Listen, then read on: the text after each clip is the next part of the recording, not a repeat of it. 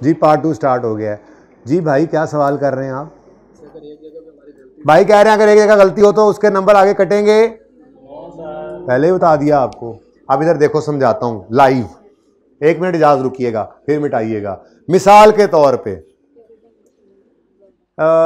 आप लोगों ने यहां पर 9/12 कर दिया, गलती है। ये सही किया, ये गलत हो गया, ये सही था। अब ये टोटल के नंबर नहीं होते, नंबर यूं होते हैं 0.5 0.5 0.5, 1.5 नंबर इसके थे, फिर ये टोटल उठा के यहां पे रखने का आधा नंबर था। ये कॉन्सेप्ट डबल एंट्री, मतलब टोटल इस सारे काम के मिसाल के तौर पे 2 नंबर थे। ये कैसे बंटे हुए हैं समझ आई है? अब आपने गलती कर दी यहां पे 9/12 लिखकर, तो आपका ये 0.5 कट गया। ध्यान से देख लो, फिर दोबारा आप सेशन में ना पूछना ये बात आपका ये। और अगर टीए ऐसे चेक ना करे या जहां से चेक करवाएंगे वो चेक ना करें तो भी मुझे बताना है, ठीक है ना? क्योंकि आई कैप ऐसे ही चेक करता है और होता भी असूलन ऐसे ही है, ठीक है? तो आपका क्या हुआ, ये 0.75 वाली फिगर गलत हो गई, तो यहां पे आपका 0.5 नंबर कट गया। इसका 0.5 मिला, इसका 0.5 मिला, एक नंबर यहां मिल गया। अब नीचे वाली फिगर जो टोटल है ये गलत हुआ पड़ा है। क्यों गलत है डेप्रिसिएशन? क्योंकि ये वाली फिगर गलत है। कोई मसला नहीं, इसका नंबर यहां कट गया। अब ये गलत फिगर उठा के इधर सही जगह पे लिखने का 0.5 उसको भी मिलेगा। फिर उससे एक्सट्रैक्ट बनाने थे, अब ये गलत आया है तो ये भी गलत है, लेकिन इसको एक्सट्रैक्ट में सही जगह पे लिखा उसके नंबर, यानी वो 0.5 बस एक बार ही कटना था, वहां पे कट चुका हुआ है, ठीक है? गलती पे गलती के नंबर नहीं कटते। ओके, मिटा दें। ले जी, अब फिर मेरे ख्याल में रिड्यूसिंग बैलेंस मेथड जो है वो शुरू कर ही देना चाहिए।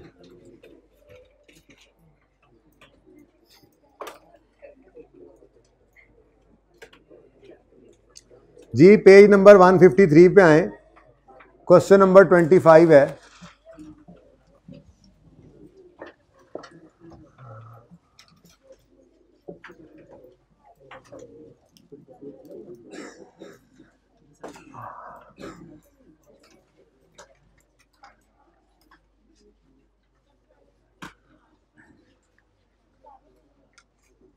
ले लें, थोड़ा सा सांस ले लें और इधर ले आए आप। जी पेज नंबर 153 पर क्वेश्चन नंबर 25। लो जी, यदि चार्जिंग मुक गई जी, देना जरा मेरा टूटा फूटा सा बैग।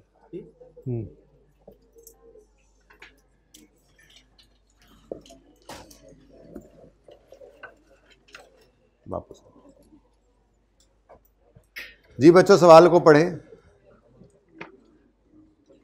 और ट्राई करें जल्दी से। मैं पेन को चार्ज कर लूँ इतनी देर।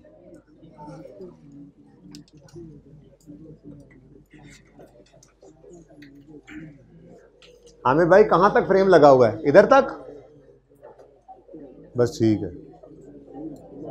मेनू पूरा दिखाना जरूरी नहीं होता, पहले ही बताया आपको।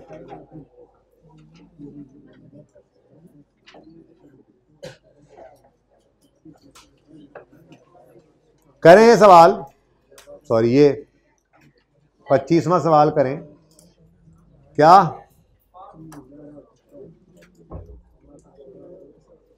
करें करें 1 मिनट में। दोनों मेथड्स आमने सामने करने हैं आपने, दोनों मेथड्स। 1 मिनट, ये 27 करें, वो सॉरी मैं ये वाला कह रहा था। 27 करना है इसमें, दोनों मेथड्स, वो है वैसा ही, लेकिन आप ये करें ना, इसमें रिक्वायरमेंट क्लियर है। क्वेश्चन 27 ऑनलाइन वाले जिस किसी बच्चे ने पॉज करके सॉल्व कर लिया उन्हें 25वां, वो जो है वो 27वां आप कर ले। होता है ना, वो कहते हैं ऑनलाइन वाले बच्चे, सर ने कहा सवाल करो, पॉज करके कर लें, हो सकता है वो कर चुके हों और फिर ऑन करें तो मैं कहूँ नहीं मैंने 27वां कहना था, तो अच्छा है 25वां भी हो गया उनका।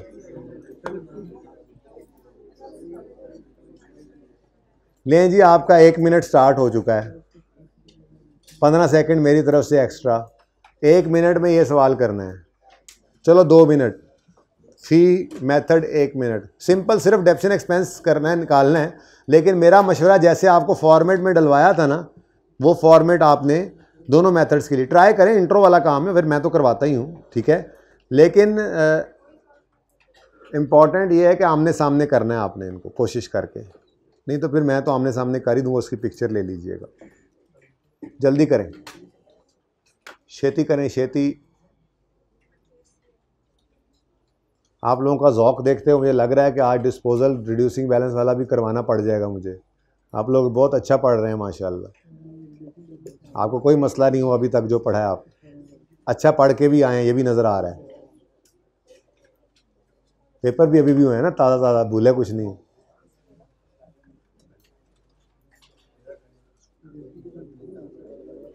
आज सारे लेक्चर 3 लेक्चर लेके आने आप लोगों ने। ज़रा दोबारा हाथ खड़ा करें, कौन कौन है पहले दिन वाला, मैं ज़रा दोबारा ज़ियारतें कर लूँ। हाथ खड़ा करें जिनका आज पहला दिन है। कल मैंने ये चेक करना है ना होमवर्क, जब मेरी शक्लें ज़रा याद नहीं। कल 3 लेक्चर ना दे के आए तो मैंने गोली मार देनी है तुम्हें पैनाडोल की, लगती वो भी जोर की है पैनाडोल की। अगर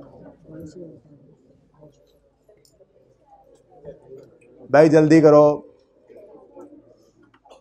ओ हाइब्रिड वाले उदास हो गए हो मेरे लिए, मैं आ रहा हूँ। मैं हाइब्रिड वालों को मिल के आया, पता नहीं कोई काम कर भी रहा है या नहीं। मैंने कहा जरा चोरी पकड़ूं, सब काम कर रहे हैं, कोई क्वेश्चन ना हो उनका।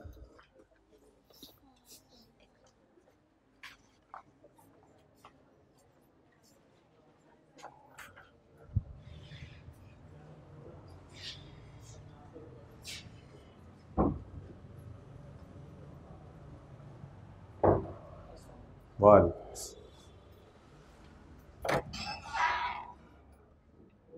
कोई क्वेश्चन बच्चों?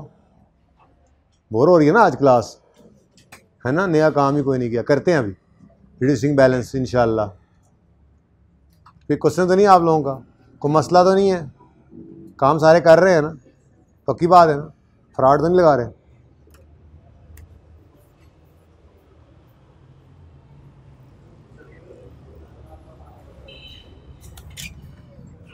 अस्सलाम वालेकुम, क्या हाल है? ठीक हो? पिछला सवाल किया है, दिखाओ ना, छागे हो। हाँ जी, कोई क्वेश्चन आप लोगों का या कोई प्रॉब्लम आप लोगों को? हाँ जी,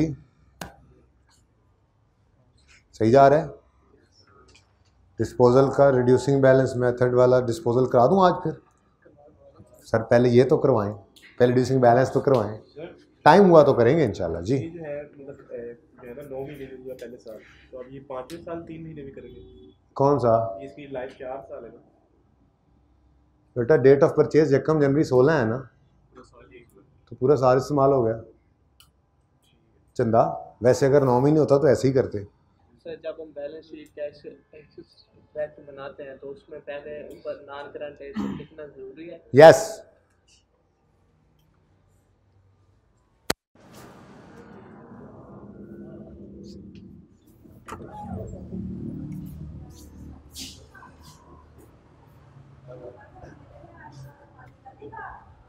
मैंने तीसरी बार देखा है, कई बार हो गया।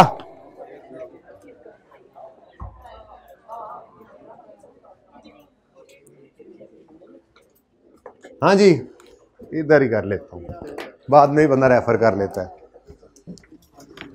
कितने बच्चे कर चुके? इधर देखें जी। अच्छा चले बस करें, कोई नहीं, इतना को तीर मारना था सवाल करके आपने, बस जो हो गया सो हो गया। इधर देखें, मैंने ये बहरहाल करवाना है क्योंकि ये मैं कर भी इसीलिए यहां पे रहा हूं, कभी भी रेफर करना पड़े तो। Calculate depreciation expense for the पूरी जिंदगी ऑफ एसेट अंडर दोनों स्ट्रेट लाइन और रिड्यूसिंग बैलेंस मेथड। इसका मतलब पहले तो सर आप ये बताते रिड्यूसिंग बैलेंस मेथड होता क्या है। मैंने तो सोचा आपने इंट्रो में पढ़ा हुआ है तो मैंने नहीं करवाया।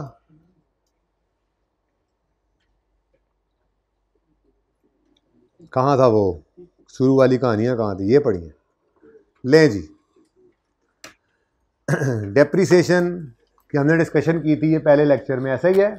और फिर हमने कहा था कि ये जो सिस्टमेटिक एलोकेशन है इसके 4 मेथड्स हैं, जिनमें से हमने अल्हम्दुलिल्लाह एक मेथड शुरू किया और उसका डिस्पोजल भी कर लिया। एक्सचेंज ऑफ एसेट्स मैं मंडे को शुरू करूँगा या कल भी शायद उसका, अगर आपका रिड्यूसिंग बैलेंस ठीक हो गया तो। ये इसलिए कह रहा हूँ बार बार कह रहा हूँ आप लोगों को, 3 लेक्चर्स अभी स्टार्ट वाले लेना कोई मसला नहीं है, लेकिन जो आज नहीं पकड़ोगे इसको तो फिर ये काबू में नहीं आएगा। अब जैसे मैं एक्सचेंज को छेड़ देता हूँ तो मैं तो संडे को एक्सचेंज के सवाल आपको होमवर्क में दूंगा। अब होमवर्क भी बहुत ज़्यादा नहीं हो सकता, रमज़ान चल रहा है। वैसे मैं तकरीबन 1 से 1.5 घंटे का होमवर्क देता हूँ, यानी कि इतना काम आपका घर पे हो, जितना आपसे कमिट भी करवाया है। आपने जितने पर्चे रखे हुए हैं उतने दफ़ा 1.5 से 2 घंटे आपने घर देने हैं, उसी अटैम्प्ट में सारे पास होंगे इंशाल्लाह। 3 पेपर रखे हुए हैं, हर पेपर को 1.5 से 2 घंटा देना है आपने, बाकी आपकी मर्ज़ी है। अगर इस दफ़ा नहीं दें, हाँ 6 घंटे क्लास के अलावा घर पे दें, रोज़ देते रहें तो इसी दफ़ा में पास हो जाएगा, सीए टाइम पे हो जाएगा। उसके बाद फिर आपको टाइम वैसे ही नहीं मिलेगा। अच्छा, तो बात क्या कर रहा था पता नहीं मैं। हाँ, तो मैं ये कह रहा था कि आपका होमवर्क थोड़ा सा आपको नज़र आ रहा है लाइटर नोट पे चल रहा है ज़रा, ठीक है। तो वो रमज़ान के वजह इकराम भी करना चाहिए ना, तो आपका वो मैं इकराम भी कर रहा हूँ। तो कोशिश करता हूँ ज़रा क्लास में ज़्यादा काम खुद ही करवा देता हूँ, क्योंकि क्लास में तो आप आ ही गए हो, ठीक है। लेकिन आप लोग जो आज लेट आए हो बेटा, प्लीज़ पहले 3 लेक्चर्स ले लीजिएगा। चौथा लेक्चर तो किसी हद तक मैंने कवर कर दिया, 3 लेक्चर्स ले लिए तो चौथा खुद ब खुद तकरीबन कवर्ड होगा, ठीक है ना। वो फिर आप गुंजाइश है, तसल्ली आपकी बहरहाल तभी होगी जब आप वो लेक्चर ले लेंगे, तो वो आप बेशक सैटरडे नाइट को ले लीजिएगा। तो प्लीज़ ये हो सकता है मैं एक्सचेंज कल शुरू कर दूँ, ठीक है। प्लीज़ छुट्टी करनी है कल बेटा आपने, तो फिर क्या टेंशन है, एक्सचेंज शुरू हो। वैसे अक्सर मैंने ये नोट किया है कि वीक एंड पर हमारा अक्सर ही कोई नया काम शुरू होता है। मैं जान के नहीं करता, ऑटोमेटिकली इस तरह से हो जाता है, मैं जान के नहीं करता। तो ये जो आदतें आपको पड़ी हुई है ना, एक तो सैटरडे ऑफ होता था आपका पीआरसी में, भाई एक तो वो अब बस खाब है, ख़त्म कहानी हो, ठीक है। दूसरा, आपको बुरी आदत ये होती है कि आप सैटरडे ऑफ कर लेते हैं खुद। तो ये मैं बता रहा हूँ, आप अक्सर नोट करेंगे ऐसे ऐसे क्या ऐसे छुट्टी क्यों नहीं होती, हफ्ते को छुट्टी क्यों नहीं होती कैफ के अंदर, इतवार शुक्र है छुट्टी हो जाती है यार। अब ऐसे कर दिया तुमने हैं तो बेटा आप लोगों ने सैटरडे को जान के, सचमुच नहीं करता मैं, इत्तफाक ही ऐसा होता है कोई इंपॉर्टेंट चीज़ शुरू होती है। तो मतलब कहने का ये था कि 6 डेज़ अ वीक क्लासेस है, 6 डेज़ आपने तशरीफ़ लेके आनी है, छुट्टी ना करें, इंशाल्लाह इसी दफ़ा में पास हो जाएंगे। भाई अल्लाह ने चाहा तो फिर ये मैं कह सकता हूँ कि आपने कोई छुट्टी नहीं की, सारे सेशन में सारी क्लासेस पढ़ी, पास आप इंशाल्लाह हो जाएंगे। बाकी छुट्टियाँ करते रहेंगे, विज़िट करने आएंगे, इंस्पेक्टर बनेंगे, हमें इंस्पेक्ट करने आएंगे कि पढ़ रहे हैं बच्चे और सर सही पढ़ा रहे हैं या नहीं पढ़ा रहे, तो वो फिर अब इंतज़ामिया ज़िम्मेदार ना होगी, ठीक है। रिड्यूसिंग बैलेंस मेथड मैंने आपसे अर्ज़ किया था कि स्टैंडर्ड गाइडेंस देता है बाकायदा मेथड ऑफ डेप्रिसिएशन को सिलेक्ट करने पे, ये नहीं कि मुंह उठाकर जो मेथड लगा दो। स्टैंडर्ड कहता है एसेट एक ऐसा रिसोर्स है जिसको आपने कंट्रोल कर रखा है और जिससे फ्यूचर में आपको फ़ायदा आना है, बेनिफिट आना है। अब स्टैंडर्ड की गाइडेंस ये है कि बेनिफिट का पैटर्न जैसा हो, आप मेथड ऑफ डेप्रिसिएशन भी वैसा सेलेक्ट करो, यानी जिस पैटर्न से बेनिफिट आए उस एसेट का, उसी पैटर्न पर वो एसेट कॉस्ट, उसकी एसेट की कॉस्ट एक्सपेंस बने, यानी डेप्रिशिएट हो। फिर मैंने आपको कहा था मिसाल के तौर पे बिल्डिंग जो होती है, इस बिल्डिंग एक ऐसा एसेट है जिसकी नेचर ऐसी है कि वो अपने ओनर को हर साल बराबर फ़ायदा देती है। जैसे मिसाल के तौर पे ये कॉलेज जिस बंदे का है, उसने कॉलेज, ये बिल्डिंग जिस बंदे की है, उसने कॉलेज को ये बिल्डिंग किराए पे दी हुई है। अब ये बिल्डिंग का किराया उस ओनर को हर महीने एक लगी बंदी अमाउंट जाती है, बोलो हर साल वही अमाउंट जा रही है, यानी ये बिल्डिंग उस ओनर की, वो इसकी डेप्रिसिएशन कॉलेज वाले नहीं चार्ज करेंगे क्योंकि ओनरशिप होना ज़रूरी है ना एसेट के लिए, ठीक है ना। तो ये एसेट इनका खर्चा रेंट होगा। खैर वो बात की बात है, मैं ये कह रहा हूँ कि ओनर को ये बिल्डिंग हर साल बराबर फ़ायदा दे रही है, उसको बराबर किराया आ रहा है, चाहे जो है वो यहाँ पर क्लासेस किसी महीने होती हैं चाहे नहीं होती हैं, कॉलेज वाले बराबर रेंट जो है वो ओनर को दे रहे हैं। तो बिल्डिंग एक ऐसा एसेट है जिससे फ़ायदा जो है वो, मतलब उसका पैटर्न जो है वो बराबर सा है कि हर साल बराबर फ़ायदा देती है बिल्डिंग, अनलेस के ऊपर एक और फ्लोर डाल दे ओनर, और कहीं अब किराया बढ़ गया तो वो बिल्डिंग भी तो बढ़ गई है ना, ठीक है। तो बिल्डिंग इस गिवन कंडीशन के अंदर हर साल ओनर को बराबर फायदा दे रही है, तो ये बिल्डिंग वाला एसेट जो है इससे आने वाले फायदे का पैटर्न चूंकि सेम है, तो फिर मेथड ऑफ डेप्रिसिएशन भी वो सिलेक्ट करो जिसमें डेप्रिसिएशन एक्सपेंस हर साल सेम आए। तो वो कौन सा मेथड हुआ करता था, बचपन में आपने पढ़ा था, स्ट्रेट लाइन। अब ऑन द अदर हैंड ये जो प्लांट एंड मशीनरी मिसाल के तौर पे जो है, ये ऐसा एसेट है कि इससे आने वाला फायदा हर साल सेम नहीं होता। ये जो मशीनरीज होती हैं ये वक्त गुजरने के साथ साथ, ओल्ड होने के साथ साथ वियर एंड टीयर बढ़ती है, इनकी परफॉर्मेंस एफिशिएंसी कम होती चली जाती है। तो अगर आपने कोई मशीनरी खरीदी है, अब वो मशीनरी आप इस्तेमाल कर रहे हैं, बिजनेस इस मशीनरी इस्तेमाल कर रहा है, तो उस बिजनेस को इस मशीनरी से जो फायदा है वो हर साल बराबर नहीं आएगा, बल्कि जैसे जैसे लाइफ आगे जाएगी फायदा कम होता जाएगा। तो अब स्टैंडर्ड गाइडेंस तो ये है कि पैटर्न के साथ, बेनिफिट के पैटर्न के साथ मैच करो डेप्रिसिएशन। तो फिर ऐसा कौन सा मेथड आपने पढ़ा था जिसमें हर साल डेप्रिसिएशन एक्सपेंस कम हो, वो रिड्यूसिंग बैलेंस मेथड है। तो रिड्यूसिंग बैलेंस मेथड में क्या होता था, हर साल डेप्रिसिएशन एक्सपेंस क्या होता था, कम होता चला जाता था, ठीक है, सही है। अब इसके अंदर करते क्या थे, इसके अंदर दो बातों का ख्याल रखा जाता था, ठीक है, बस दो बातों का ध्यान रखना है इसमें। बात नंबर 1, स्टार नंबर 1, आपने रेजिडुअल वैल्यू को इग्नोर करना है व्हाइल कैलकुलेटिंग डेप्रिसिएशन एक्सपेंस, क्योंकि रेजिडुअल वैल्यू आप ले लेते होते हैं इसके रेट को कैलकुलेट करते हुए फॉर्मूला के अंदर। वो भी हम इंशाल्लाह रिवाइज करते हैं, फॉर्मूला आपने पढ़ा हुआ है लेकिन मैं आपको रिवाइज करवाऊंगा, ठीक है। तो पहली सबसे बात क्या है, रेजिडुअल वैल्यू जैसे हम अभी तक करते आए, ये cost minus residual value over life या cost minus residual value into rate. Reducing balance में कॉस्ट माइनस रेजिडुअल वैल्यू नहीं कर सकते, ठीक है, एक बात। और दूसरी बात, उसको लाइफ से भी डिवाइड नहीं कर सकते। रिड्यूसिंग बैलेंस मेथड में सिर्फ रेट से ही मल्टीप्लाई होना होता है, ठीक है ना। तो पहली जो एहतियात है वो क्या है कि रेजिडुअल वैल्यू इज इग्नोर्ड। कब, रेट निकालते हुए। जाग के बैठो, गलत बात की है मैंने। रेट निकालते हुए तो उसको कंसिडर करना है फॉर्मूला में, डेप्रिसिएशन एक्सपेंस निकालते हुए इग्नोर करना है। सुत्ते हैं इन्हें पता नहीं, लस्सी तो आप लोग पी के नहीं आते, खुद ही आप लोगों ने माना है। कौन कौन लस्सी पी के आता है दोबारा बताओ। एक तो रोजों में ये बड़ा मसला है ना, जगाना भी आपको ही पड़ता है, पढ़ाना भी आपको ही पड़ता है। Residual value is ignored while calculating, while calculating depreciation expense, ठीक है जी। और दूसरी बात, rate of depreciation, rate of depreciation is लाजमी, इज नेसेसरी। ये नहीं कि लाइफ गिवन है तो आपने उसके साथ डिवाइड कर दिया कॉस्ट को, वो तो फिर स्ट्रेट लाइन बन जाएगा, ठीक है। तो एक तो इसके अंदर आपने लाजमी जो है वो नेसेसरी, लाजमी अच्छा लग रहा है वैसे, पता नहीं क्यों, इज लाजमी। सुभान अल्लाह, अब सही जी। रेट ऑफ डेप्रिसिएशन इज लाजमी, ये तो ऐसी ही छोटी सी बात थी, ये कोई अहम बात नहीं थी। अहम बात पहली थी, और अहम बात सबसे पहली तो है ही अहम, तीसरी तो मैं कहता हूं सुपर डुपर अहम है। वो क्या है, आपने रेट को अप्लाई करना है इस मेथड में बुक वैल्यू पर। अब मैं ये कहूं कि पहले साल में बुक वैल्यू ढूंढ के लाओ, तो आप कहोगे सर पहले साल में तो कॉस्ट ही होती है, तो इसका मतलब पहले साल में फिर कॉस्ट पे लग जाएगा, क्योंकि उसमें तो बुक वैल्यू होती नहीं, और बाकी हर अगले साल में बुक वैल्यू पर, ठीक है। तो लिखूंगा मैं ऐसे ही कि rate of depreciation is applied to book value. अब वो जब पहला साल आपके सामने आएगा तो आप कहोगे अब कहां से लाऊं बुक वैल्यू, इसे तो है ही कॉस्ट, तो फिर पहले साल में कॉस्ट पे रेट लग जाएगा और कमिंग ईयर्स के अंदर बुक वैल्यू पे। तो rate of depreciation is, rate of depreciation is applied to latest बीवी।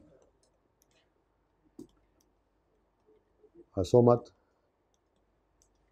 सीए करो पहले, घर वालों ने ये कहा हुआ है ना, है जी, अंग्रेजी के अल्फाज हैं, CA BV हैं जी।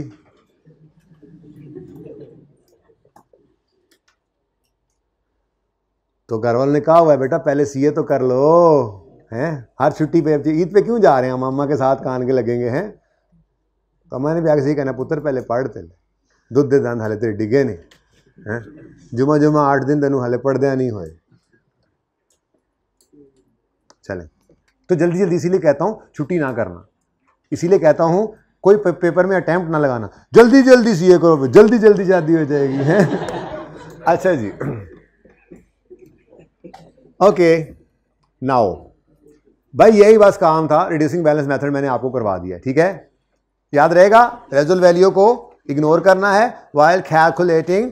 अच्छा एक बात और भी है, वो यहां पे ही लिख दें, अगर रेट मिसिंग हो तो फॉर्मूला याद है आप लोगों को कुछ ना कुछ, ये क्या था 80 लिखा हुआ था ना यहां पे जी। चौथी बात भी लिख लो, अगर डेप्रीसिएशन रेट मिसिंग हो तो फॉर्मूला क्या है 1 माइनस nth रूट। अब ये जहां पर लगाता हूं मैं वहां जाके बता दूंगा कि n का मतलब, वैसे ज़बानी सुन लो ठीक है। n यूजफुल लाइफ को कहते हैं, s स्क्रैप वैल्यू यानी रेसिडुअल वैल्यू कहते हैं। ठहर जाओ लिख रहा हूं, n useful life, s residual value या स्क्रैप वैल्यू जो भी कह दें, और C कॉस्ट, ठीक है जी। तो बस यही है जी डिस्कशन मेरी तरफ से, तो फाइनल अब जाके सवाल करते हैं, ठीक है। पढ़ा हुआ है आपने इंट्रो के अंदर इसको भी, चलें। वो एक जगह इसलिए इकट्ठे कर रहा हूँ कि फिर आपको वो मैंने कहा था ना कि एंड पे फिर आपको पिक्चर भेज दूंगा, तो वो फिर जब चैप्टर एंड होगा ना तो मैं ये साइड सारी देखता चला जाऊंगा, जो बातें मुझे रेलेवेंट लगेंगी मैं उन तस्वीर जो है वो खींच दूंगा उनको। टीए को भी मैंने नहीं भेजा, साथ साथ फिर नहीं समझ लगती, फिर बाद में ढूंढना पड़ता है कौन सी तस्वीर चलेगी कौन सी रहेगी। तो साथ साथ पढ़ रहे हो पिक्चर लिया करो, घर पे नोट किया करो, अपनी प्रैक्टिस करो। चैप्टर के एंड पे मैं ये दे दूंगा आपको, आपके लिए ही है कि मैंने कहाँ लेके जाना है, ठीक है। वो मुझे वो तरीका नहीं मिला कि सारा PDF देखूंगा, शायद सारा PDF ही बन जाए मे भी, ठीक है, लेकिन वो फिर बहुत मुश्किल हो जाएगा आपको भी संभालना। और तो उससे बेहतर है बस रेलेवेंट कुछ, जैसे अब ये मेरा ख्याल है कि इसकी पिक्चर देने की कोई ज़रूरत नहीं होगी, लेकिन ये जो अभी हमने चीज़ें लिखी हैं ये एक रिवीजन टाइप चीज़ है, इसको जो है इसकी अगर पिक्चर मिल जाए आपको, एक पिक्चर ऐसे फिर इस तरह से एक पिक्चर ऐसे, तो वो थोड़ा सा आपको हेल्पफुल। ऐसी कोई चीज़ जो पॉइंट्स होते हैं जिस तरह के समझाते हुए, उसकी पिक्चर्स फिर मैं एंड पे दे दूँगा। वादा नहीं है, इरादा है आप लोगों की तरह। अगर आप लोग भी 3 लेक्चर्स जो आज आए हैं कर आएंगे तो फिर मैं भी इंशाल्लाह मोटिवेट हो जाऊँगा और ये काम कर डालूँगा जी। Calculate depreciation expense for the whole life of asset under both straight line and reducing balance method. Cost है एसेट की 100 रुपया, मैं 100 लिखूंगा, ओके। रेजुअल वैल्यू 10 है, लाइफ 4 साल है और डेट ऑफ परचेज 1 जनवरी 16 है। तो सबसे पहले हम करते हैं जी अपना पुराना दोस्त स्ट्रेट लाइन मेथड। फॉर्मेट वही रखेंगे जो सिखाया था पहले दिन आपको, ठीक है। और मैंने आपको ये बताया भी था कि ये जो वर्किंग का फॉर्मेट है इसका कोई लेना देना नहीं है किसी एक मेथड के साथ। मेथड कोई भी हो, एसेट को प्रेजेंट करने की ये एक वर्किंग है, ठीक है, जिसमें हम एसेट को कॉस्ट लेस डेप्रिसिएशन पर और बुक वैल्यू निकालते जाते हैं और फिर आगे बुक वैल्यू इस तरह से शो करते हैं, ठीक है। तो 1 जनवरी 2016 पे एसेट खरीदा है, कॉस्ट इसकी कितनी है 100। उसके बाद 31 दिसंबर 16 आएगा, तो डेप्रीसिएशन एक्सपेंस निकालने के लिए आपने 100 अब -10 तो करेंगे, रेट गिवन है तो स्ट्रेट लाइन के अंदर भी रेट निकालना पड़ना है हमें, रिड्यूसिंग बैलेंस में भी निकालना पड़ना है। ऐसे ही है स्ट्रेट लाइन का, तो हाँ स्ट्रेट लाइन नहीं ठीक है ना, 4 साल से डिवाइड भी कर सकते हैं, लेकिन मैं कह रहा हूँ दोनों तरफ रेट ही नज़र आए तो बेहतर है, इधर एक जैसा हो जाता है ना। यानी आप 100 - 10 ये डेप्रिसिएबल अमाउंट आ गई, डिवाइडेड बाय 4 करें, क्या आंसर आता है 22.5 ये आता है। और अगर आप ये 4 को यूज़ करके 1/4 करके लाइफ को रेट में कन्वर्ट करें तो 25% आएगा। तो आप इसी 100 माइनस 10 को 25% से मल्टीप्लाई करें तब भी आंसर यही आएगा। सही है ना। लेकिन मैं ये इसलिए रेट निकालने लगा हूं क्योंकि रिड्यूसिंग बैलेंस में तो रेट वैसे ही मस्ट है। तो मैं चाहता हूं जरा दोनों मेथड्स में आमने सामने रेट लग रहा हो ताकि बिल्कुल फर्क वाली बात आपके सामने हो कि दोनों मेथड्स में जो चुन्ना सा फर्क है वो है क्या। ठीक है, मैंने इसीलिए फॉर्मेट भी वर्किंग का सेम रखना है एसेट को प्रेजेंट करने के लिए ताकि आपको वाजे फर्क वाली जगह नजर आए दोनों वर्किंग्स के अंदर। ओके, तो मुझे इजाजत है रेट निकालने की। हालांकि स्ट्रेट लाइन वाला सवाल इस लाइव से भी यूज करके हो सकता है। ओके, ये ना पूछना आप क्लास के बाद सर हो नहीं सकता था, हो सकता है, मैं भी जाकर सुन लो अभी ये बात। ठीक है, तो मुझे 100 माइनस 10 इंटू रेट चाहिए। वो रेट मुझे नहीं पता तो मैं एक छोटी सी वर्किंग कर लेता हूं। ठीक है जी, वर्किंग नंबर 1 यहां पे मैं निकालूंगा रेट। तो रेट कैसे निकालूंगा, स्ट्रेट लाइन मेथड है। रेट निकालने के लिए 1 ओवर यूजफुल लाइफ कर देंगे। ये पहली क्लास में हमने सीखा है, आ जाने वालों इनटू 100। ये कितना आ गया जी। और ये भी मैंने बात की थी कि इंट्रो में आप लोग और तरीके से एक फॉर्मूला देखते हैं, लेकिन जब उस तरीके से रेट निकालते हैं ना स्ट्रेट लाइन का, तो फिर आप ये 100 माइनस 10 नहीं करते। फिर वो बहरहाल छोड़ें, इसको फिर किसे बताऊंगा। आप बस छोड़ें, जैसे कह रहा हूँ ये करते रहें। दोनों तरीके ठीक हैं, ठीक है ना, दोनों तरीकों से आंसर सेम ही आता है। खैर जी, 100 माइनस 10 इंटू 25%। ठीक है जी, आंसर आ गया क्या, 22.5। ठीक है जी, ये जनाब एसेट हम शो कर रहे हैं और वो भी रुपीज इन थाउजेंड्स में। Okay, done. ओके, अच्छा जी, उसके बाद बुक वैल्यू कितनी आएगी, 22.5 जी, 77.5। अच्छा जी, ये भी आ गई। फिर 31 दिसंबर 2017 आया, डेप्रीसिएशन है। मेथड कौन सा है, स्ट्रेट लाइन मेथड में क्या फॉर्मूला बदलेगा, क्या खसूसियत बताई थी, हर साल फॉर्मूला सेम, यानी हर साल रेट ने उसी कॉस्ट पे लगना है। हाँ, वो अलग बात है कि हम रेजर वैल्यू माइनस करके डेप्रिसिएबल अमाउंट निकाल के कॉस्ट जो है वो रेट लगा रहे होते हैं। ठीक है ना, तो डेप्रीसिएशन वही सेम फॉर्मूला 100 माइनस 10 इंटू 25% और डेप्रीसिएशन भी वही सेम जी।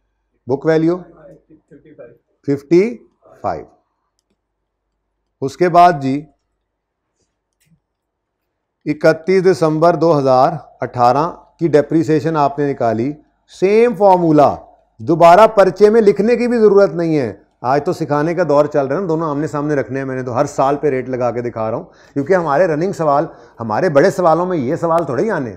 बड़े सवालों के अंदर तो यूं एक एडजस्टमेंट पड़ी होगी जिसमें एक एसेट खड़ा होगा अपनी लाइफ के तीसरे चौथे साल के अंदर कहीं पर, और उस पर रिड्यूसिंग बैलेंस भी लगाना पड़ सकता है, डेप्शन निकालते हुए स्ट्रेट लाइन भी लगाना पड़ सकता है। तो मैं तो वो सिखा रहा हूं कि दोनों के अंदर फर्क क्या है। आप किसी एक बड़े सवाल के अंदर खड़े हों और उस वक्त आपको रेट यूज तो बुनियाद से सिखाया जाता है ना, तो यहां सीख लेंगे, फिर इंशाल्लाह जब अप्लाई करना होगा देखेंगे। ठीक है, तो वही 22.5 बीवी 32.5। उसके बाद अगला काम, थोड़ी सी थां बनाते हैं। थां समझते हैं, थां पठान जै, सराइकी जा, अच्छा जी, उर्दू जगह, अंग्रेजी प्लेस,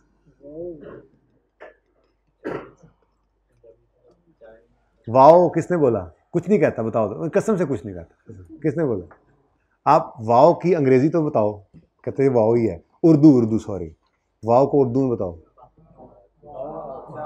वाओ नहीं होता, वाह।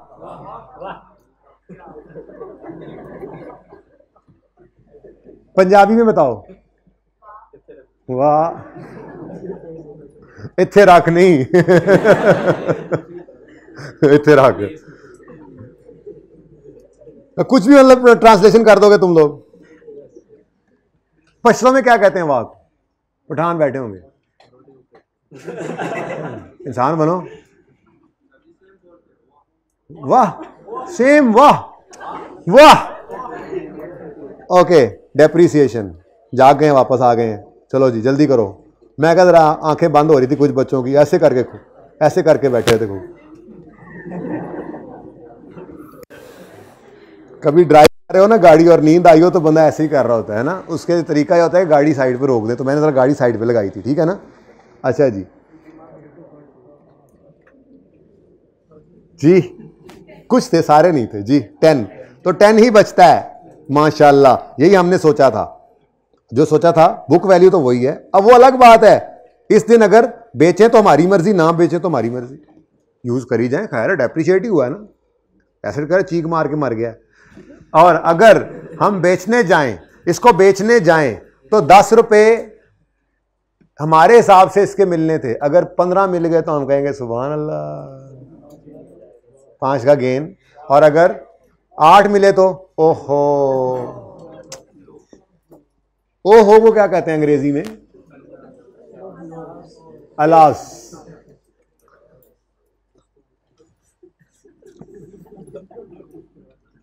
वो मेरा बैठे में पश्तो वाले, उन्होंने एंड से संभाला है, हमने 2 तरफ से क्लास को संभाला हुआ है, ये देख लो, ठीक है ना। हाँ बस छेड़ना नहीं मैंने, मैं ऐसे वास्ते पीछे बिठाया नहीं, खबरदार। तो सबसे अच्छे बच्चे यही होते हैं हमारे, मतलब आप भी बहुत अच्छे होते हैं, लेकिन वैसे मैं बात कर रहा हूँ, अजीब ही, ये तो रिस्पेक्ट का कोई और लेवल रखते हैं। रिड्यूसिंग बैलेंस मेथड परेशान कर देते हैं ये लोग। पिछले साल हम वो पेशावर गए तबलीग के लिए, वो अलग ही ज़िंदगी का चिल्ला था, सारे स्टूडेंट वहाँ पे मिलते करे यार पेपर दे लो जाके, पता नहीं कहाँ से तुम लोग निकल के आ रहे हो। Date description, this is fast English, this will not come to you.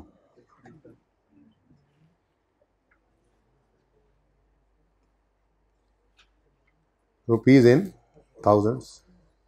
अच्छा बच्चों, अब रिड्यूसिंग बैलेंस मेथड में मैंने आपसे अर्ज किया कि फॉर्मेट सेम रख के चल रहा हूं मैं, फर्क जान के जियो ना जी।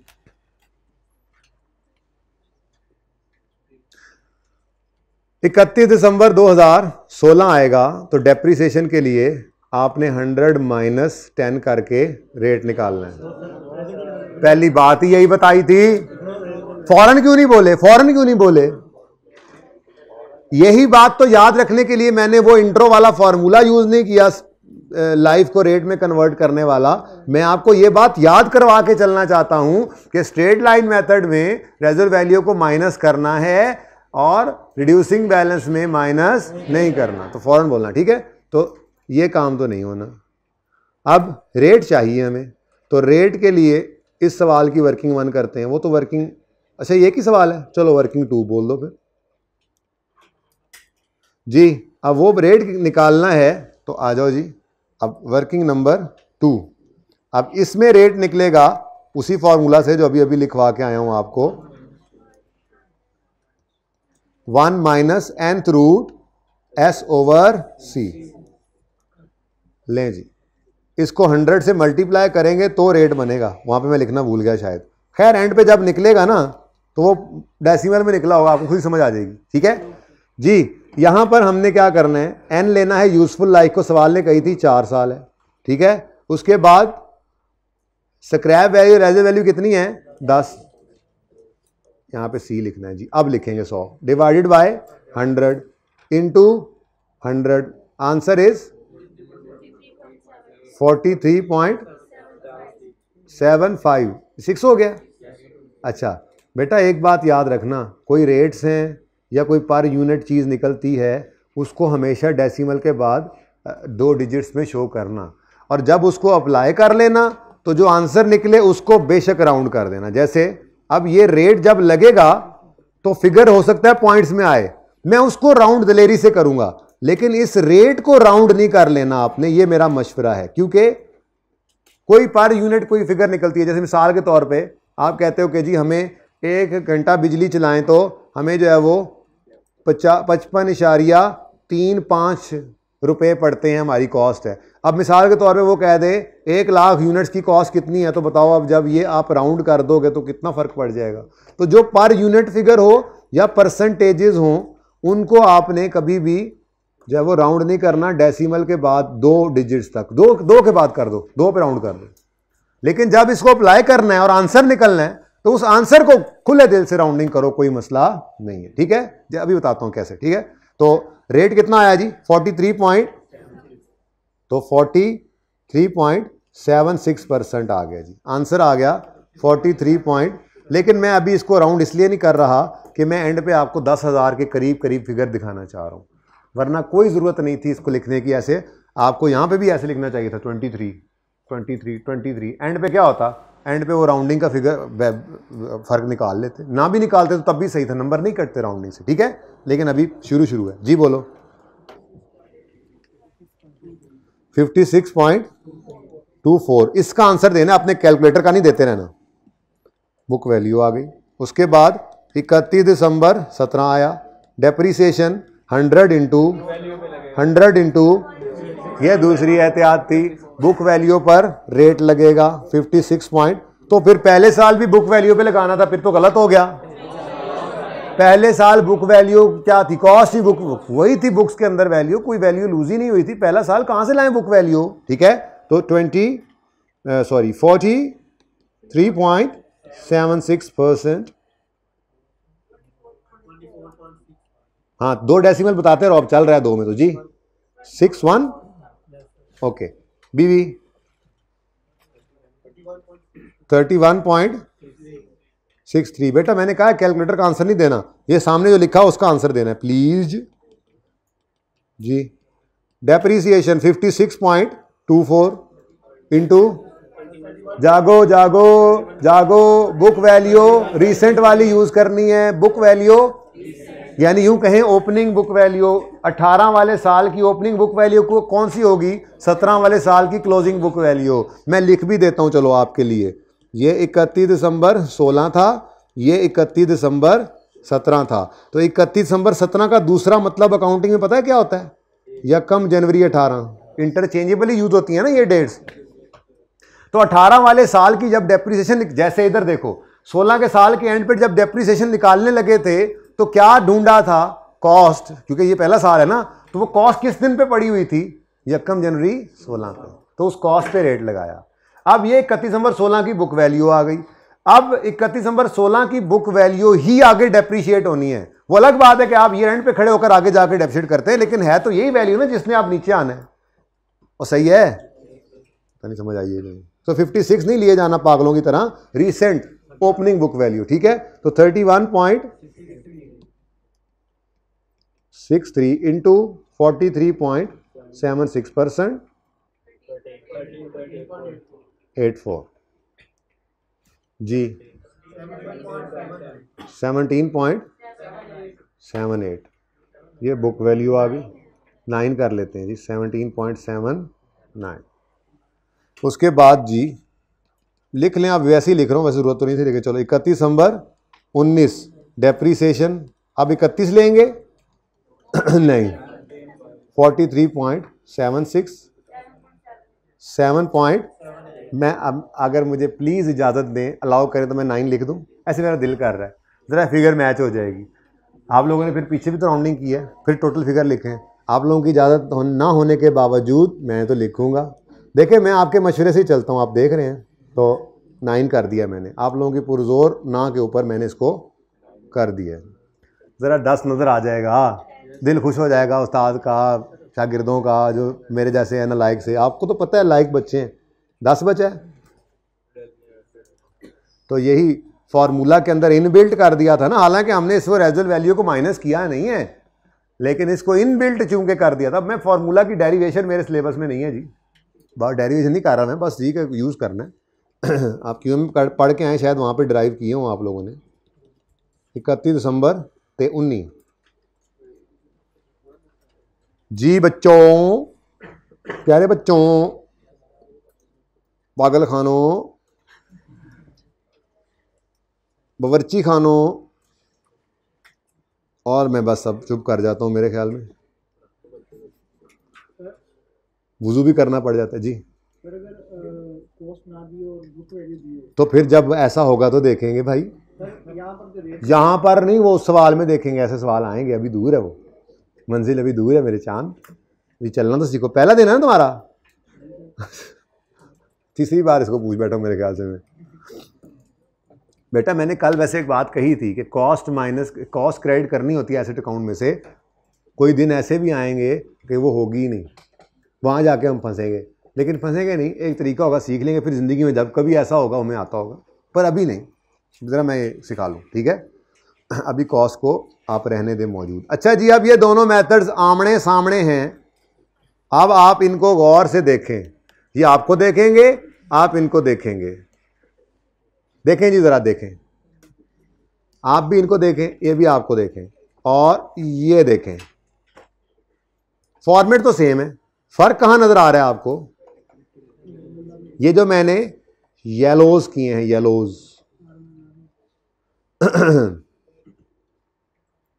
बस ये आपने ज़िंदगी में अब याद रख लेना है। यही दो मेथड्स हैं, ज़्यादातर इस्तेमाल भी यही होते हैं। तीसरा आउटपुट भी बड़ा अच्छा है, काफ़ी दफ़ा टेस्ट होता है, प्रैक्टिकली यूज़ भी हो सकता है, वो ही पढ़ लेंगे। लेकिन अब आप गौर फरमाएं तो क्या फ़र्क निकला।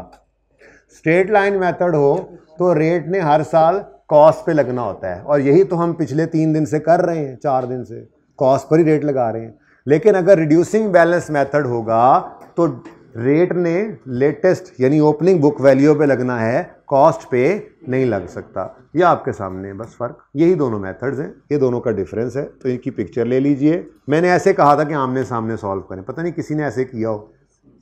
1 2 3 4 5 6 गर्ल्स हाइब्रिड में एक ने भी नहीं किया ऐसे। 7 8 अच्छा जी ठीक है ओके 9। चलें जी, अब डिस्पोजल तो आज होता नज़र नहीं आ रहा, लेकिन ऐसे थोड़ा ही है कि हम इसको छोड़ दें। मैं जल्दी से एक सवाल करवाता हूँ अब रिड्यूसिंग बैलेंस का, 5 मिनट में मुझे लगेंगे वो। और वैसे आप देख लें डिस्पोजल वैसे भी अगले दिन पे ही था, काफ़ी सारे सवाल हैं, ठीक है। देखिएगा अभी मैंने आपको सिंपल इंट्रो वाला रिवाइज करवाना है। मैंने स्ट्रेट लाइन में करवाया तो रिड्यूसिंग बैलेंस क्या सुतेला है, वो उतना ही सगा है, ठीक है ना। तो अभी सवाल देखोगे रूटीन में चलने ही वही सवाल है। तो इनमें से मैं अब ये सवाल आपको करवाने लगा हूँ अभी, जो हम करेंगे मिलकर। आपने एक तो इसको होमवर्क में करना है, उसके बाद अपना होमवर्क चेक करिएगा। वो आपका दिल खुश ना हो तो फिर बताइएगा। 29 होमवर्क में करेंगे, 30 होमवर्क में करेंगे, 31 होमवर्क में करेंगे, मार्क्स लिख देता हूँ। 32 होमवर्क में करेंगे, 29 31 30 31 और 32 इनका सोल्यूशन आपके पास मौजूद है। इससे आगे नहीं जाना। तो रोज़े भी हैं ना, ठीक है। 4 सवाल हैं और हर सवाल को आपने कोशिश करके 7 से 8 मिनट में कर लेना है। अभी ज़रा होमवर्क हल्की आंच पे चल रहा है, ठीक है। 5 है तो 5 कर लेना यार, ओके। अब एक मैं करवा दूँ जी। क्वेश्चन 28 क्लास वर्क में हम कर रहे हैं। सवाल पढ़िए और ऐसे होना, ऐसे। अगर स्ट्रेट लाइन आपका मजबूत है तो ये कुछ भी नहीं है, ठीक है। और कल फिर इसीलिए मैं ये सोच रहा हूँ कि कल हाफ लेक्चर में हम रिड्यूसिंग बैलेंस का डिस्पोजल करेंगे और फिर हाफ में हम एक्सचेंज कर पाएंगे इंशाल्लाह, ताकि संडे पे आप एक्सचेंज की बात लेके जाओ और होमवर्क ट्राई कर लो। संडे भी है ना बीच में, ओके जी बच्चों। रिक्वायरमेंट है एसेट अकाउंट एंड, अब देखो ना ये सारे सवाल बगैर डिस्पोजल के हैं, तो ये प्लान ऐसे ही होता है। अब कल वाला जो सवाल है ना, उसमें भी पहले सवाल में कोई नहीं है, पता नहीं हो सकता मैं क्लास में आपसे करवाऊं। होमवर्क लिख दूं इसके साथ बगैर सॉल्यूशन वाला, ये होमवर्क भी कर लें। ये कल मैं आके करवाऊंगा क्लास में, लेकिन मैं पहले चेक करूंगा। कुछ नहीं होता, एक ऐड करें 33, ठीक है। तो मैंने नहीं देखा सवाल कैसे हैं, हर सवाल के साथ 5 मार्क्स लिख लें। तो हर सवाल तकरीबन 7 से 8 मिनट में आपका होना चाहिए, ज़्यादा टाइम ही है। आपने 5 मिनट का ही टारगेट रखना है। 5 मिनट पढ़ाओ सवाल इधर, आधे घंटे में होमवर्क साइड पे कर दो और फिर याशी मारो, सुकून मारो, तलावत करो, इबादत करो। Okay, where were we, WWW, ये मतलब होता है इसका जी। एसेट अकाउंट और एक्यूमुलेटेड डेप्रिसिएशन अकाउंट बनाना है। Following balances are appearing in the books of Raheel as on यकम जनवरी 15। कोई फर्क है ही नहीं सिवाय डेप्रिसिएशन एक्सपेंस की कैलकुलेशन के, आपने अभी वर्किंग के अंदर देखा, ठीक है। एसेट अकाउंट ओपनिंग 50 है और एक्यूमुलेशन ओपनिंग 20 है। तो सबसे पहले तो ये दोनों अकाउंट्स बना लेते हैं। मैं कोशिश करता हूँ जगह भी ना बदलूँ लेजर्स की। एक टॉपिक के अंदर कहीं पे कोई वर्किंग करूँ तो मैं सारा टॉपिक वहीं पे ही करता हूँ, क्योंकि वो भी एक मैप होता है जो आपके दिमागों के अंदर बन रहा होता है, ठीक है ना। एसेट अकाउंट बड़े दिन हो गए यार, रुपीस में सवाल नहीं किया, बोर हो गया हूं मैं 1000 में कर कर। एक्यूमुलेटेड डेप्रिसिएशन अकाउंट 1000 में कर सकते हैं इसको भी, ये मैंने कहा ये ना आप असल वाला भूल ही जाएं, ये ऐसे भी हो सकता है, कभी ऐसा भी कर लेना चाहिए जी। यकम जनवरी 15 पे ओपनिंग बैलेंस 50,000 और 20,000। यकम जनवरी 15 ब्रॉड डाउन 50,000 और 20,000 किया हुआ है ना इंट्रो में आपने इसको, तो अभी तक कोई फर्क आया? सेम है, ओपनिंग बैलेंस ओपनिंग लिख दिए। Next, addition of 15,000 took place on 1 March 15। Method जो सा मर्जी हो, एडिशन की कोई एंट्री चेंज नहीं होती। जो पहले दिन आपको एंट्री लिखवाई थी एडिशन की, आज भी वही है। एसेट अकाउंट डेबिट, कैश या पेएबल जो भी है, क्रेडिट तो कैश ही कह लें। एसेट डेबिट कितने से? 15,000 से। एसेट डेबिट, कैश, क्रेडिट कब? और बस सवाल खत्म है, क्योंकि डिस्पोजल तो है नहीं।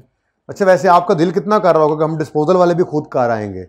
मुझे पता है आपका दिल बहुत कर रहा है, लेकिन मैं कह रहा हूँ कोई नहीं, कल कर लेना है। संडे पे भी तो कुछ करना है ना, पूरा संडे फिर क्या करोगे, बोर हो जाओगे हैं, तो ना करना। अगर दिल करे तो कर लेना, वैसे ट्राई करने में कोई हर्ज नहीं है, लेकिन मेरी तरफ से कोई नहीं है होमवर्क, मैं तो यहाँ पे रोक दूंगा काम जी। Rate of depreciation 20% WDV। WDV reducing balance का दूसरा नाम है। ओ माय गॉड, सॉरी, एक चीज़ तो मैंने आपको कही थी कि जब मेथड पे जाऊंगा तो उसके अल्टरनेटिव नेम्स भी बताऊंगा, तो वो मैं बताना भूल गया। चलो इधर ही लिख लें जाके। रिड्यूसिंग बैलेंस मेथड को हमने, इसके दूसरे नाम क्या हैं? इसको डिमिनिशिंग बैलेंस मेथड भी कहते हैं। Diminishing balance method. ये ना हो डिमिनिशिंग बैलेंस मेथड आया हो तो कहो सर आउट ऑफ सिलेबस आ गया था डेफिशिएंट रेट, इसी को कहते हैं डिमिनिशिंग बैलेंस मेथड भी कहते हैं इसको, WDV मेथड भी कहते हैं, क्योंकि इसमें रेट हर साल किस पे लग रहा होता है। और आपस की बात है, स्ट्रेट लाइन को इसीलिए कॉस्ट मेथड भी कह दिया जाता है कभी कभी, क्योंकि हर साल रेट किस पे लग रहा होता है, कॉस्ट पे। ठीक है, तो डिमिनिशिंग बैलेंस मेथड या WDV मेथड या रिड्यूसिंग बैलेंस मेथड, ये इसी के ही नाम है। ठीक है, को और आ जाए तो फिर वो भी वही है। कौन सा सवाल था जी? ये चलें, तो WDV मेथड मतलब जिसमें डेप्रिसिएशन रेट ने WDV पे लगना है, और वो कौन सा मेथड है? रिड्यूसिंग बैलेंस, उसी की बात ही हो रही है। ठीक है, अब method of depreciation reducing balance है, तो पहला काम, डिस्पोजल तो है कोई नहीं, वर्किंग वन यही होगी हमारी आज। डेप्रिसिएशन एक्सपेंस की calculation for the year ended, जो भी ईयर 31 दिसंबर 15। तो सबसे पहले हमने क्या करना है, ऑन ओपनिंग एसेट्स, और चूंकि डिस्पोजल है कोई नहीं सवाल में, तो इसको आगे माइनस एक्सक्लूडिंग डिस्पोजल करने की ज़रूरत नहीं है। अगर होगा तो करेंगे, मेथड से इस पर कोई फर्क नहीं पड़ता। ठीक है, अगली बात, यहाँ पे हमने लिखा था ओपनिंग कॉस्ट ऑफ ऑल, और उसको लगा दिया था रेट। तो बस ठीक है, पकड़ो ओपनिंग कॉस्ट 50,000 और उस पर रेट लगा देते हैं। आंसर बताओ, खुदा का खौफ करो, शर्म करो, तुम्हें ये आंसर बताते हुए लर्जा क्यों नहीं तारी हुआ? रिड्यूसिंग बैलेंस मेथड के अंदर ओपनिंग एसेट्स की कॉस्ट पे रेट लगाने वाले होते कौन हो तुम? ओपनिंग एसेट्स का मतलब क्या होता है? नहीं, जो पिछले साल पे पड़े थे, इस साल में ओपनिंग बने हैं, ये पिछले साल से पड़े हैं। तो रिड्यूसिंग बैलेंस मेथड में पिछले साल वाले एसेट के दूसरे या तीसरे या चौथे सब्सीक्वेंट ईयर में कॉस्ट पे रेट लग सकता है। कौन था 50? कौन था वो आंसर वाला? कौन था? हाथ खड़ा करे। आइंदा करोगे ऐसा, गुनाह मिलता है, ऐसे नहीं करते जी।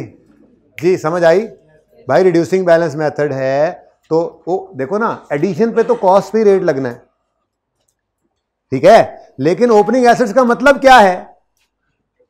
जो पहले से चले आ रहे हैं। तो जो एसेट पहले से आ गया था उसका पहला साल तो गुजर गया है, अब ओपनिंग का मतलब ये है, ये इसका कोई दूसरा तीसरा चौथा कोई भी अगला साल है, तो ये जितने एसेट्स पड़े हैं ये इनका सब्सीक्वेंट ईयर है, तो इन एसेट्स के ऊपर रेट कॉस्ट पे नहीं लग सकता। इसका मतलब क्या हुआ, आज की तब्दीली क्या है, ओपनिंग कॉस्ट ऑफ ऑल की बजाय opening book value of all हमें चाहिए होगी। ठीक है, इसको आज पक्का कर लेंगे ना, तो कल फिर इसी के अंदर ही डिस्पोजल को डालना है। किया हुआ है वैसे आपने ये काम। तो opening book value of all निकालनी है। ये कैसे निकलेगी, देखो बुक वैल्यू कैसे निकलती है ये हमें पता ही नहीं है। पता है, पहले दिन आपको फॉर्मूला लिखवाया था, इधर देखो, बुक वैल्यू का फॉर्मूला होता है कॉस्ट माइनस अक्यूमुलेटेड। अब किसी भी दिन की बुक वैल्यू चाहिए तो कॉस्ट में से उस दिन तक की डेप्रिसिएशन माइनस कर दो। यानी अगर आपको 31 दिसंबर 15 की 14 की अगर बुक वैल्यू चाहिए होती तो आप कॉस्ट माइनस 31 दिसंबर 14 तक की डेप्रिसिएशन माइनस कर दें। 15 की चाहिए तो 15 तक की कर दें, 16 की चाहिए तो 16 तक की कर दें। तो मुझे क्या चाहिए इस वक्त, ओपनिंग बुक वैल्यू। तो ओपनिंग बुक वैल्यू कैसे निकलेगी, मैं ओपनिंग कॉस्ट ही लिख देता हूं क्योंकि वो ओपनिंग पड़ी होती है। ठीक है ना, जरा ओपनिंग कॉस्ट का मतलब होता है कि ये वो एसेट्स की कॉस्ट है जो पहले से आ रहे हैं। ठीक है, लिख दूं ओपनिंग कॉस्ट, तो असल में ये क्या बन जाएगा, opening cost of all minus opening cost of minus opening accumulated depreciation of all, opening cost of all assets minus opening accumulated depreciation of all assets। तो ये दोनों नेट करें तो बुक वैल्यू आती है ना, कर लेंगे।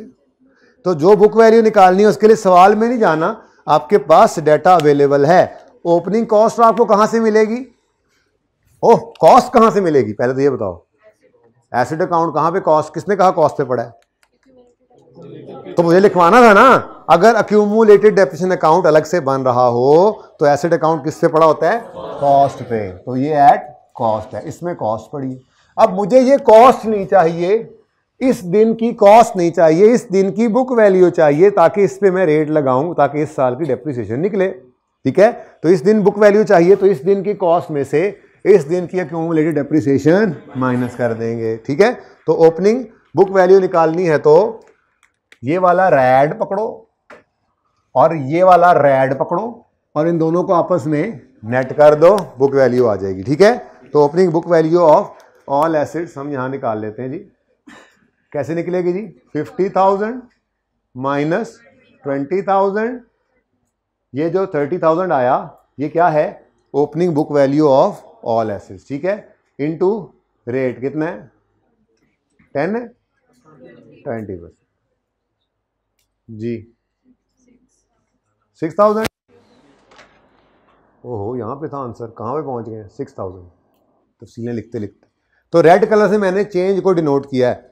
कल तक यहाँ पे क्या आ रहा था, कॉस्ट, और फिर डिस्पोजल में भी ऐसे ही होगा कि वहां पर जो ओपनिंग कॉस्ट ऑफ ऑल में से ओपनिंग कॉस्ट ऑफ डिस्पोजल निकालते थे, यहां पे opening book value of all में से opening book value of disposal निकाल देंगे। वो कल अब देखेंगे इंशाल्लाह। ठीक है, कल करेंगे, है टेक्निकल, लेकिन चूंकि स्ट्रेट लाइन में आपने बहुत मेहनत कर ली है ऑलरेडी, तो आपको बहुत आसान लगेगा रिड्यूसिंग बैलेंस का डिस्पोजल। ओके, होमवर्क आज के सवाल में, आज के लेक्चर में थोड़ा कम आ गया, वो आप लोगों के लिए फ़ायदा है जिन्होंने आज 3 लेक्चर्स पढ़ने हैं जाके। ठीक है ना, अच्छा जी। उसके बाद ऑन एडिशंस, एडिशन एक ही है। अब 15,000 पर ही रेट लगा दो, पहले साल में तो रेट ने कॉस्ट भी लगना है ना, तो एडिशन का तो ये पहला साल है। ओके, इंटू 20% इंटू 10/12 जी, 20 और 80, और एंट्री होगी depreciation expense debit, accumulated depreciation credit 8,500, 31 दिसंबर 15, और हमारे पास 31 दिसंबर 15 पर क्लोजिंग बैलेंस आ गया। ये इतना ही आसान है। 65,000 एसेट का अकाउंट शो कर रहा है और 31 दिसंबर 15 जी 28,500। तो मुश्किल या आसान, कोई मुश्किल नहीं है। ठीक है, इसी तरह से आपको डिस्पोजल भी मुश्किल नहीं लगेगा इंशाल्लाह। ठीक है जी, होमवर्क आपको बता दिया है। ज़िंदगी रही तो अब कल होगी मुलाकात। अल्लाह हाफिज़।